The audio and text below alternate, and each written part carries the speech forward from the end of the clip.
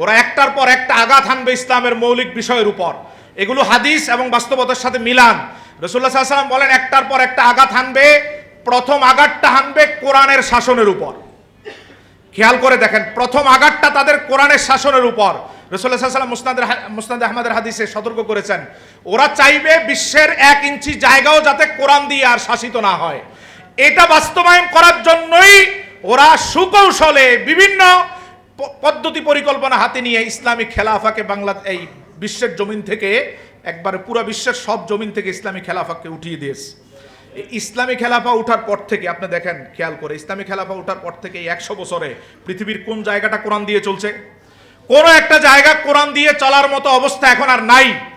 তাদের সাথে কেউ প্রকাশ্য লিয়াজু করে চলছে, কেউ ভিতরে লিয়াজু করে চলছে।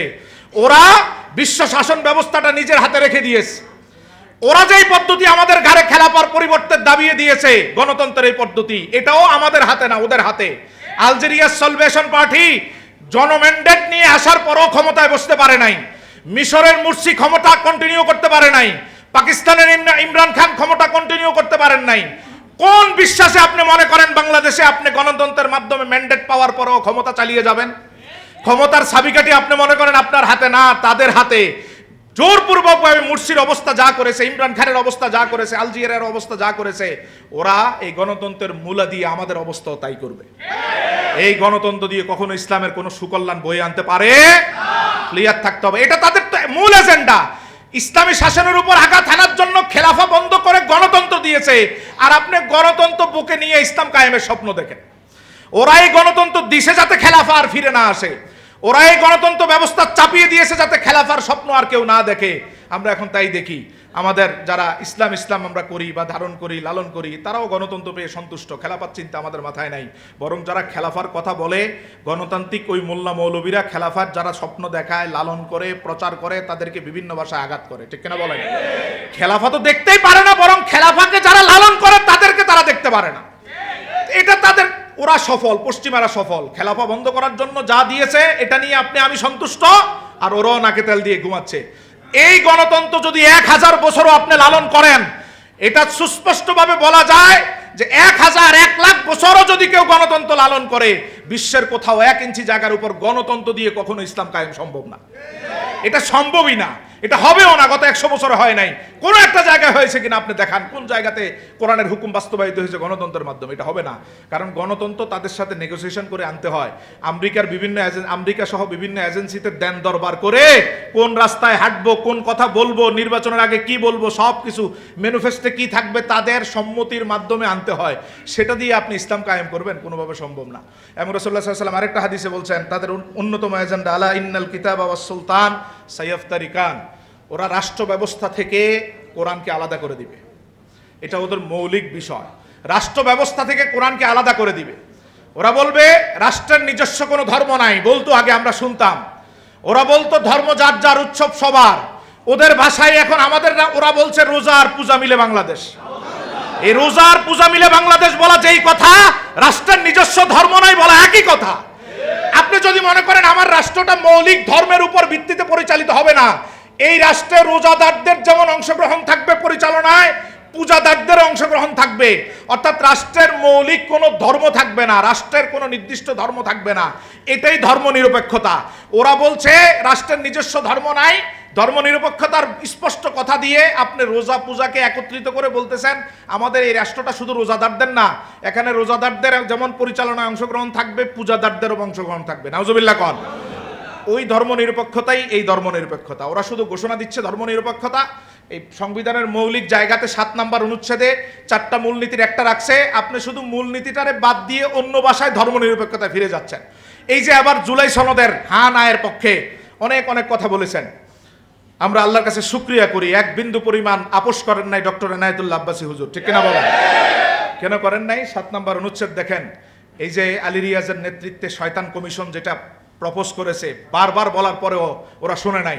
ওরা প্রপোজ করেছে 72-এর সংবিধানে ধর্মনিরপেক্ষতা ছিল, 5ম সংশোধনীর মাধ্যমে জিয়াউর রহমান সেটা ব্যান করেছেন। আবার 15দশ সংশোধনী আদালতের রায় বিভিন্ন জিনিস দেখে 5-13 বাতিল করে দিয়ে 15দশ সংশোধনী শেখ হাসিনা করেছেন। সেখানে আবার 72-এ ফিরে গেছেন ধর্মনিরপেক্ষতায়। এবার 5ই আগস্টের পরে আদালতের একটা রায়ে কিছু অংশ বাদ দেওয়া হয়েছে, বাদ দিয়ে ইউনূসের সরকারকে বৈধতা দেওয়া হয়েছে। সেখানে এই অংশটার ব্যাপারে কোনো কথা বলা হয় নাই। আলী রিয়াজের নেতৃত্বে বারবার বসে ওরা জামাত ইসলামী বলছে যে আমরা 3বার প্রস্তাব করেছি যে যাতে রাষ্ট্রধর্ম ইসলাম এবং আল্লাহর প্রতি অবিচল আস্থা বিশ্বাস রাখা হয়, কিন্তু চূড়ান্ত জায়গাতে আলী রিয়াজরা 7 নম্বর অনুচ্ছেদ আপনিও খুলে দেখেন, চূড়ান্ত জায়গাতে আল্লাহর প্রতি অবিচল আস্থা এবং বিশ্বাস রাখে নাই। তো আপনি যে গণভোটে হ্যাঁ না এর পক্ষে রায় দিলেন, গণভোটের 7 নম্বর অনুচ্ছেদে রাষ্ট্র পরিচালনার মূলনীতিতে আল্লাহর প্রতি অবিচল বিশ্বাস আস্থা এবং বিশ্বাস নাই, রাষ্ট্র পরিচালনার মূলনীতিতে বিসমিল্লাহির রহমানির রহিম নাই। আপনি ভুল বুঝাচ্ছেন, ধোঁকা দিচ্ছেন। আলেমরা ঠিক বুঝেছিল, বিসমিল্লাহ দিয়ে শুরু করার কথা আমরা বলি না, আমরা বলি রাষ্ট্র পরিচালনার মূল ক্ষেত্রে বিসমিল্লাহ থাকতে হবে। তো আপনি আমাদেরকে মূলা দেখাচ্ছেন ওই যে বিসমিল্লাহ দিয়ে শুরু হয়েছে, শুরুতে বিসমিল্লাহ আছে। আমি তো ওই বিসমিল্লাহর কথা বলি না, আমি বলছি রাষ্ট্র পরিচালনার মূলনীতির বিসমিল্লাহর কথা, 7 নম্বর অনুচ্ছেদে বিসমিল্লাহর কথা। আপনি 7 নম্বর অনুচ্ছেদে বিসমিল্লাহ রাখেন নাই, 7 নম্বর অনুচ্ছেদে আল্লাহর প্রতি অবিচল আস্থা বিশ্বাস রাখেন নাই। এখন আপনারাও ওই যে বারবার বিক্রি হওয়া মূলা খাওয়া আলেমরা বলছে হায়ের পক্ষে ভোট দেন, আপনিও হায়ের পক্ষে ভোট দিলেন। আপনার হায়ে যদি 7 অনুচ্ছেদ পাশ হয়, আল্লাহর আদালতে আপনি আসামি থাকবেন, এটা কেউ আপনাকে বাঁচাতে পারবে না। ওরা আমার সামনে হা না দিয়ে তো ম্যান্ডেট নিবে, হা না দিয়ে ম্যান্ডেট নিছেও, এবং এটাই বলতেছে যে হা এর মাধ্যমেই এই পুরাটা যতটুক দরকার অতটুক ওরা বাস্তবায়ন করে নিবে। আমার ভাইয়ের, আমি আর কথা বাড়াবো না, আমরা হুজুরের কথা শুনবো, আমরা পাথেও নিয়ে সামনে নামবো। আমার মূল কথাটা হচ্ছে এখানে, কন্ট্রোল যেখানে ওদের হাতে, কোরআনকে আলাদা করার জন্য বিভিন্ন এজেন্ডা দিয়ে আলাদা করেছে, ওই রকম সরকারের কাছে কাদিয়ানীদেরকে রাষ্ট্রীয়ভাবে অমুসলিম ঘোষণার দাবি জানিয়ে কোনো লাভ নাই। এই রকম রাষ্ট্র ব্যবস্থার কাছে কন্ট্রোলিং ওদের হাতে রেখে যারা রাষ্ট্র পরিচালনা করে, আগে মাঝখানে এখন পরে, ওদের কাছে কাদিয়ানীদেরকে রাষ্ট্রীয়ভাবে অমুসলিম ঘোষণার দাবি জানিয়ে কোনো লাভ, এটা আমাদেরকে রাস্তায় নেমে আদায় করে নিতে হবে। আপনি রাষ্ট্রের কাছে দাবি জানিয়ে মনে করবেন এরা করবে, এরা করবে না, এরা কখনোই করবে না, বরং এদের কন্ট্রোলিং পাওয়ার যাদের হাতে, ওরা যা বলবে তা করবে। আমার আপনার দাবি অনুযায়ী তারা কোনো আইন করবে না। আমাদেরকে 5 আগস্টের মতো অন্তরটাকে প্রশস্ত করে, বক্ষটাকে আল্লাহর জন্য নিবেদিত করে ময়দানে নেমে কাদিয়ানীদেরকে রাষ্ট্রীয়ভাবে অমুসলিম ঘোষণার দাবি আদায় করে নিতে হবে।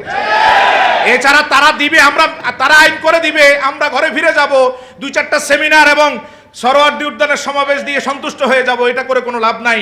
5 আগস্টের ধারণা নিয়ে আসেন, ইসলামের জন্য, দ্বীনের জন্য, হুজুর যেটা বারবার বলেন, দ্বীনের জন্য, ইসলামের জন্য শরীরের শেষ রক্ত বিন্দু, গাম, শ্রম সব বিলিয়ে দিয়ে আমরা এই দাবি আদায় করার জন্য সকলে ঐক্যবদ্ধভাবে রাস্তায় নামবো। রাজি আছি না নাই?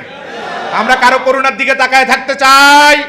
নিজের শক্তিতে আমানতের সাথে ইসলামের যা অন্তরে লালন করে সেটা উজাড় করে দিয়ে রাষ্ট্রের কাছ থেকে আমরা কাদিয়ানীদের অমুসলিমত্ব দাবি আদায় করে ছাড়বো ইনশাআল্লাহ। উম্মাকে সঠিক নেতৃত্বে পরিচালিত করার জন্য আল্লাহর রহমতে কিছু মুখলেস মানুষ থাকবেন, যাদেরকে কখনো কোনো কিছু দিয়ে ক্রয় করা যাবে না। আলহামদুলিল্লাহ বলেন। আমরা নাম বলার দরকার নাই, আমরা কর্মেই বুঝি কাদেরকে কোনোভাবেই কখনো কোনো সরকার কিনতে পারে নাই, কোনো এজেন্সি কিনতে পারে নাই, কেউ এক বিন্দু দিন থেকে সরাতে পারে নাই, এক চুল পরিমাণ দিনের জায়গা থেকে আপোষকামী করতে পারে নাই। আল্লাহ আমাদেরকে সেই রাস্তায় অবিচল থাকার তৌফিক দান করুক, আমিন। রাসূলুল্লাহ সাল্লাল্লাহু আলাইহি ওয়াসাল্লামের পরে আরো অনেক কথা বলছেন। আগুনের শিখা যেমন হাতের তালুতে রাখা যাবে না, দিন অন্তরে ধারণ করা এমন কঠিন হয়ে যাবে, ওই বাস্তবতার মুখোমুখি আমরা আছি। তা আমাদেরকে কি করতে হবে এবং কি আঘাতটা তারা আনবে, নবী সাল্লাল্লাহু আলাইহি ওয়াসাল্লাম সেটা মুসনাদ আহমদের হাদিসে, তাবরানির হাদিসে বলেছেন, লাতুন কদান্না ওরাল ইসলামে ওরওয়াতান ওরওয়া। রাসূলুল্লাহ সাল্লাল্লাহু আলাইহি ওয়াসাল্লাম বলেন, ফালাম্মান কাদাত ওরওয়াতান তাশাব্বাসান নাসু বিল্লাতি তালিহা ওয়া আউয়ালুহুন্না নাকদান আল হুক ওয়া আখিরুহুন্না সালাহ। ওরা একটার পর একটা আঘাত হানবে ইসলামের মৌলিক বিষয়ের উপর। এগুলো হাদিস এবং বাস্তবতার সাথে মিলান। রাসূলুল্লাহ সাল্লাল্লাহু আলাইহি ওয়াসাল্লাম বলেন একটার পর একটা আঘাত হানবে, প্রথম আঘাতটা হানবে কোরআনের শাসনের উপর। খেয়াল করে দেখেন, প্রথম আঘাতটা তাদের কোরআনের শাসনের উপর। রাসূলুল্লাহ সাল্লাল্লাহু আলাইহি ওয়াসাল্লাম মুসনাদ আহমদের হাদিসে সতর্ক করেছেন, ওরা চাইবে বিশ্বের 1 ইঞ্চি জায়গাও যাতে কোরআন দিয়ে আর শাসিত না হয়। এটা বাস্তবায়ন করার জন্যই ওরা সুকৌশলে বিভিন্ন পদ্ধতি পরিকল্পনা হাতে নিয়ে ইসলামিক খেলাফাকে এই বিশ্বের জমিন থেকে, একবারে পুরো বিশ্বের সব জমিন থেকে ইসলামিক খেলাফাকে উঠিয়ে দিয়েছে। ইসলামী খেলাফা ওঠার পর থেকে আপনি দেখেন, খেয়াল করে, ইসলামী খেলাফা ওঠার পর থেকে এই 100 বছরে পৃথিবীর কোন জায়গাটা কোরআন দিয়ে চলছে? কোনো একটা জায়গা কোরআন দিয়ে চলার মতো অবস্থা এখন আর নাই। তাদের সাথে কেউ প্রকাশ্য লিয়াজু করে চলছে, কেউ ভিতরের লিয়াজু করে চলছে। ওরা বিশ্ব শাসন ব্যবস্থাটা নিজের হাতে রেখে দিয়েছে। ওরা যেই পদ্ধতি আমাদের ঘাড়ে খেলাফার পরিবর্তে দাবিয়ে দিয়েছে, গণতন্ত্রের এই পদ্ধতি, এটাও আমাদের হাতে না, ওদের হাতে। আলজেরিয়ার সালভেশন পার্টি জনম্যান্ডেট নিয়ে আসার পরও ক্ষমতায় বসতে পারে নাই। মিশরের মুরসি ক্ষমতা কন্টিনিউ করতে পারে নাই। পাকিস্তানের ইমরান খান ক্ষমতা কন্টিনিউ করতে পারেন নাই। কোন বিশ্বাসে আপনি মনে করেন বাংলাদেশে আপনি গণতন্ত্রের মাধ্যমে ম্যান্ডেট পাওয়ার পরেও ক্ষমতা চালিয়ে যাবেন? ক্ষমতার চাবিকাঠি আপনি মনে করেন আপনার হাতে না, তাদের হাতে। জোরপূর্বকভাবে মুরসির অবস্থা যা করেছে, ইমরান খানের অবস্থা যা করেছে, আলজেরিয়ার অবস্থা যা করেছে, ওরা এই গণতন্ত্রের মূলা দিয়ে আমাদের অবস্থাও তাই করবে। এই গণতন্ত্র দিয়ে কখনো ইসলামের কোনো সুকল্যাণ বয়ে আনতে পারে? ক্লিয়ার থাকতে হবে, এটা তাদের মূল এজেন্ডা। ইসলামী শাসনের উপর আঘাত হানার জন্য খেলাফা বন্ধ করে গণতন্ত্র দিয়েছে, আর আপনি গণতন্ত্র বুকে নিয়ে ইসলাম কায়েমের স্বপ্ন দেখেন। ওরা এই গণতন্ত্র দিছে যাতে খেলাফা আর ফিরে না আসে। ওরা এই গণতন্ত্র ব্যবস্থা চাপিয়ে দিয়েছে যাতে খেলাফার স্বপ্ন আর কেউ না দেখে। আমরা এখন তাই দেখি, আমাদের যারা ইসলাম আমরা করি বা ধারণ করি, লালন করি, তারাও গণতন্ত্র পেয়ে সন্তুষ্ট। খেলাফার চিন্তা আমাদের মাথায় নাই। বরং যারা খেলাফার কথা বলে, গণতান্ত্রিক ওই মোল্লা মৌলবীরা খেলাফার যারা স্বপ্ন দেখায়, লালন করে, প্রচার করে, তাদেরকে বিভিন্ন ভাষায় আঘাত করে। ঠিক কিনা বলেন? খেলাফা তো দেখতেই পারে না, বরং খেলাফাকে যারা লালন করে তাদেরকে তারা দেখতে পারে না। এটা তাদের, ওরা সফল, পশ্চিমারা সফল। খেলাফা বন্ধ করার জন্য যা দিয়েছে এটা নিয়ে আমি সন্তুষ্ট, আর ওরাও নাকে তেল দিয়ে ঘুমাচ্ছে। এই গণতন্ত্র যদি 1000 বছরও আপনি লালন করেন, এটা সুস্পষ্টভাবে বলা যায় যে 1 লাখ বছরও যদি কেউ গণতন্ত্র লালন করে, বিশ্বের কোথাও 1 ইঞ্চি জায়গার উপর গণতন্ত্র দিয়ে কখনো ইসলাম কায়েম সম্ভব না। এটা সম্ভবই না, এটা হবেও না। গত 100 বছরে হয় নাই। কোনো একটা জায়গায় হয়েছে কিনা আপনি দেখান, কোন জায়গাতে কোরআনের হুকুম বাস্তবায়িত হয়েছে গণতন্ত্রের মাধ্যমে? এটা হবে না, কারণ গণতন্ত্র তাদের সাথে নেগোসিয়েশন করে আনতে হয়। আমেরিকা সহ বিভিন্ন এজেন্সিতে দেন দরবার করে কোন রাস্তায় হাঁটবো, কোন কথা বলবো, নির্বাচনের আগে কি বলবো, সব কিছু ম্যানিফেস্টোতে কি থাকবে তাদের সম্মতির মাধ্যমে আনতে হয়। সেটা দিয়ে আপনি ইসলাম কায়েম করবেন? কোনোভাবে সম্ভব না। এবং রাসূলুল্লাহ সাল্লাল্লাহু আলাইহি ওয়াসাল্লাম আরেকটা হাদিসে বলছেন, তাদের অন্যতম এজেন্ডা আলা ইন্নাল কিতাবা ওয়াস সুলতান সাইয়াফতারিকান, ওরা রাষ্ট্র ব্যবস্থা থেকে কোরআনকে আলাদা করে দিবে। এটা ওদের মৌলিক বিষয়। রাষ্ট্র ব্যবস্থা থেকে কোরআনকে আলাদা করে দিবে। ওরা বলবে রাষ্ট্রের নিজস্ব কোনো ধর্ম নাই। বলতো আগে, আমরা শুনতাম, ওরা বলতো ধর্ম যার যার, উৎসব সবার। ওদের ভাষায় এখন আমাদের না, ওরা বলছে রোজা আর পূজা মিলে বাংলাদেশ। এই রোজা আর পূজা মিলে বাংলাদেশ বলা যেই কথা, রাষ্ট্রের নিজস্ব ধর্ম নাই বলা একই কথা। আপনি যদি মনে করেন আমার রাষ্ট্রটা মৌলিক ধর্মের উপর ভিত্তিতে পরিচালিত হবে না, এই রাষ্ট্রে রোজাদারদের যেমন অংশগ্রহণ থাকবে পরিচালনায়, পূজাদারদের অংশগ্রহণ থাকবে। অর্থাৎ রাষ্ট্রের মৌলিক কোনো ধর্ম থাকবে না, রাষ্ট্রের কোনো নির্দিষ্ট ধর্ম থাকবে না। এটাই ধর্ম নিরপেক্ষতা। ওরা বলছে রাষ্ট্রের নিজস্ব ধর্ম নাই, ধর্ম নিরপেক্ষতার স্পষ্ট কথা দিয়ে আপনি রোজা পূজাকে একত্রিত করে বলতেছেন আমাদের এই রাষ্ট্রটা শুধু রোজাদারদের না, এখানে রোজাদারদের যেমন পরিচালনায় অংশগ্রহণ থাকবে, পূজাদারদেরও অংশগ্রহণ থাকবে। নাউজুবিল্লাহ কন। ওই ধর্ম নিরপেক্ষতাই এই ধর্ম নিরপেক্ষতা। ওরা শুধু ঘোষণা দিচ্ছে ধর্ম নিরপেক্ষতা। এই সংবিধানের মৌলিক জায়গাতে 7 নম্বর অনুচ্ছেদে 4টা মূলনীতির একটা রাখছে। আপনি শুধু মূলনীতিটারে বাদ দিয়ে অন্য ভাষায় ধর্ম নিরপেক্ষতায় ফিরে যাচ্ছেন। এই যে আবার জুলাই সনদের হা নায়ের পক্ষে অনেক অনেক কথা বলেছেন, আমরা আল্লাহর কাছে শুকরিয়া করি, 1 বিন্দু পরিমাণ আপোষ করেন নাই ডক্টর এনায়েতুল্লাহ আব্বাসী হুজুর। ঠিক কিনা বলেন? কেন করেন নাই? 7 নম্বর অনুচ্ছেদ দেখেন, এই যে আলী রিয়াজের নেতৃত্বে শয়তান কমিশন যেটা প্রপোজ করেছে, বারবার বলার পরেও ওরা শুনে নাই। ওরা প্রপোজ করেছে 72-এর সংবিধানে ধর্ম নিরপেক্ষতা ছিল, 5ম সংশোধনীর মাধ্যমে জিয়াউর রহমান সেটা ব্যান করেছেন। আবার 15দশ সংশোধনী আদালতের রায় বিভিন্ন জিনিস দেখে 5-13 বাতিল করে দিয়ে 15দশ সংশোধনী শেখ হাসিনা করেছেন, সেখানে আবার 72-এ ফিরে গেছেন ধর্ম নিরপেক্ষতায়। এবার 5ই আগস্টের পরে আদালতের একটা রায়ে কিছু অংশ বাদ দেওয়া হয়েছে, বাদ দিয়ে ইউনূসের সরকারকে বৈধতা দেওয়া হয়েছে, সেখানে এই অংশটার ব্যাপারে কোনো কথা বলা হয় নাই। আলী রিয়াজের নেতৃত্বে বারবার বসে ওরা, জামাত ইসলামী বলছে যে আমরা 3 বার প্রস্তাব করেছি যে যাতে রাষ্ট্রধর্ম ইসলাম এবং আল্লাহর প্রতি অবিচল আস্থা বিশ্বাস রাখা হয়, কিন্তু চূড়ান্ত জায়গাতে আলী রিয়াজরা 7 নম্বর অনুচ্ছেদ আপনিও খুলে দেখেন, চূড়ান্ত জায়গাতে আল্লাহর প্রতি অবিচল আস্থা এবং বিশ্বাস রাখে নাই। তো আপনি যে গণভোটে হা না এর পক্ষে রায় দিলেন, গণভোটের 7 নম্বর অনুচ্ছেদে রাষ্ট্র পরিচালনার মূলনীতিতে আল্লাহর প্রতি অবিচল বিশ্বাস, আস্থা এবং বিশ্বাস নাই, রাষ্ট্র পরিচালনার মূলনীতিতে বিসমিল্লাহির রহমানির রহিম নাই। আপনি ভুল বুঝাচ্ছেন, ধোঁকা দিচ্ছেন। আলেমরা ঠিক বুঝেছিল, বিসমিল্লাহ দিয়ে শুরু করার কথা আমরা বলি না, আমরা বলি রাষ্ট্র পরিচালনার মূল ক্ষেত্রে বিসমিল্লাহ থাকতে হবে। তো আপনি আমাদেরকে মূলা দেখাচ্ছেন ওই যে বিসমিল্লাহ দিয়ে শুরু হয়েছে, শুরুতে বিসমিল্লাহ আছে। আমি তো ওই বিসমিল্লাহর কথা বলি না, আমি বলছি রাষ্ট্র পরিচালনার মূলনীতির বিসমিল্লাহর কথা, 7 নম্বর অনুচ্ছেদের বিসমিল্লাহর কথা। আপনি 7 নম্বর অনুচ্ছেদে বিসমিল্লাহ রাখেন নাই, 7 নম্বর অনুচ্ছেদে আল্লাহর প্রতি অবিচল আস্থা বিশ্বাস রাখেন নাই। এখন আপনারাও ওই যে বারবার বিক্রি হওয়া, মূলা খাওয়া আলেমরা বলছে হায়ের পক্ষে ভোট দেন, আপনিও হায়ের পক্ষে ভোট দিলেন। আপনার হায়ে যদি 7 অনুচ্ছেদ পাশ হয়, আল্লাহর আদালতে আপনি আসামি থাকবেন, এটা কেউ আপনাকে বাঁচাতে পারবে না। ওরা আমার সামনে হা না দিয়ে তো ম্যান্ডেট নিবে, হা না দিয়ে ম্যান্ডেট নিছেও, এবং এটাই বলতেছে যে হ্যাঁ এর মাধ্যমেই এই পুরাটা যতটুক দরকার অতটুকু ওরা বাস্তবায়ন করে নিবে। আমার ভাইয়ের, আমি আর কথা বাড়াবো না, আমরা হুজুরের কথা শুনবো, আমরা পাথেও নিয়ে সামনে নামবো।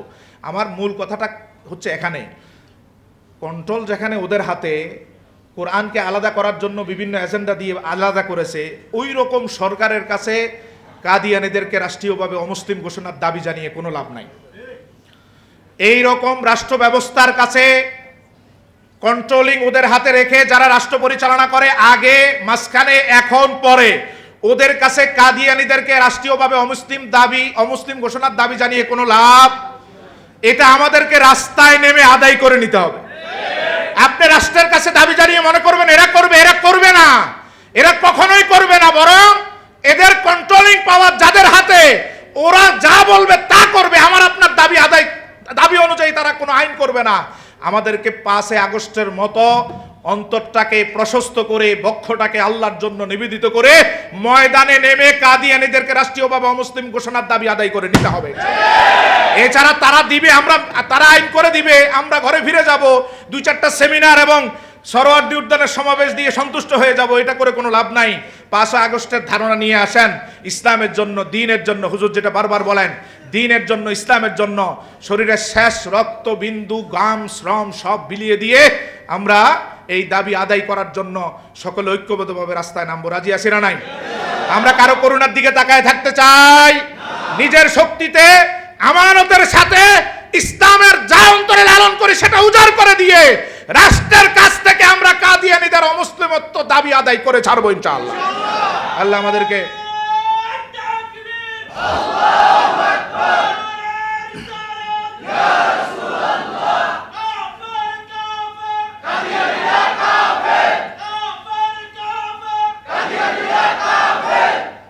আমাদেরকে এই দাবি, আমাদের রাহবারের নেতৃত্বে এই দাবিতে সকলকে এক প্ল্যাটফর্মে এসে দাবি বাস্তবায়ন পর্যন্ত আমাদেরকে সর্বোচ্চ শ্রম, ত্যাগ, ঘাম ঝরানোর তৌফিক দান করুন। ওয়া আখির দাওয়ানা আলহামদুলিল্লাহি রাব্বিল আলামিন। আলহামদুলিল্লাহ, মাশাআল্লাহ।